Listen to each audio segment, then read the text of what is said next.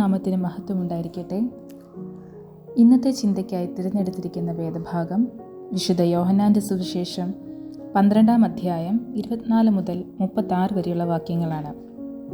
അതിലെ 24-ാം വാക്യം നമുക്ക് ശ്രവിക്കാം.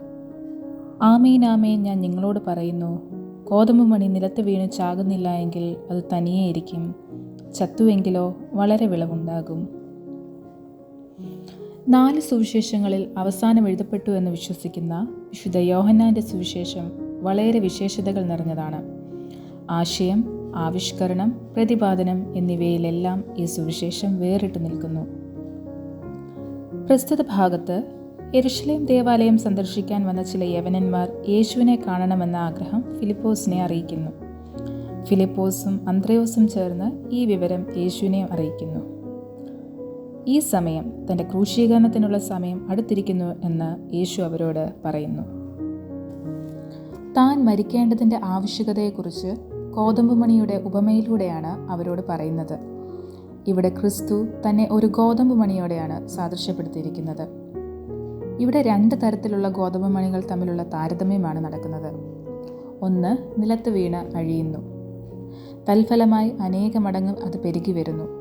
മറ്റൊന്ന് അഴിയാതെ തനിയെ സ്ഥിതി ചെയ്യുന്നു, അത് ആർക്കും ഒരു പ്രയോജനവും നൽകുന്നില്ല. ഇവിടെ 2 തരത്തിലുള്ള ജീവിതങ്ങളെപ്പറ്റിയാണ് യേശു നമ്മെ ഓർമ്മിപ്പിക്കുന്നത്. ഒന്ന്, വിതയ്ക്കപ്പെടാത്ത മണ്ണിൽ വീഴാത്ത ഗോതമ്പ് മണി പോലെ. ഇതുകൊണ്ട് പ്രത്യേകിച്ച് ആർക്കും ഒരു പ്രയോജനവും ഉണ്ടാകുന്നില്ല. സ്വാർത്ഥരായി സ്വന്തം കാര്യം മാത്രം നോക്കി ജീവിക്കുന്നവരെ നമുക്ക് ഈ ഗണത്തിൽ പെടുത്താൻ പറ്റും. പലപ്പോഴും നാമും അറിഞ്ഞോ അറിയാതെയോ ഈ ഗണത്തിലാകുന്നില്ലേ എന്ന് നാം സ്വയം ചിന്തിക്കണം.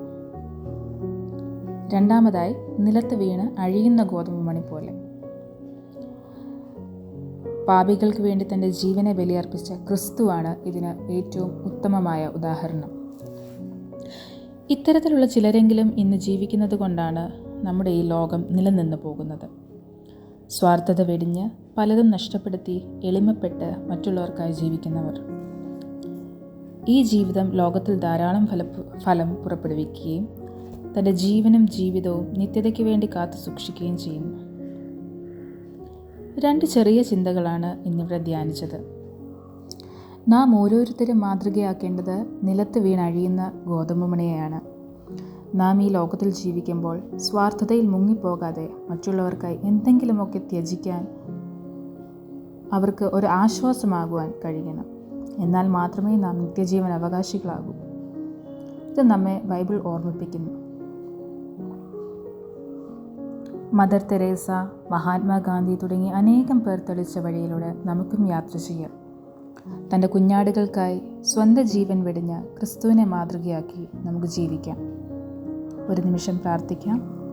ദൈവമായ കർത്താവേ, ഞങ്ങൾക്ക് നൽകിയ ചിന്തയ്ക്കായിട്ട് നന്ദിയോട് സ്തോത്രം ചെയ്യുന്നു. ഈ ഭൂമിയിൽ ജീവിക്കുമ്പോൾ അപരനെ സഹായിക്കുവാനും സ്വാർത്ഥത കൂടാതെ നിത്യജീവന് അവകാശികളായി തീരുവാനും അടിയങ്ങളെ സഹായിക്കണമേ.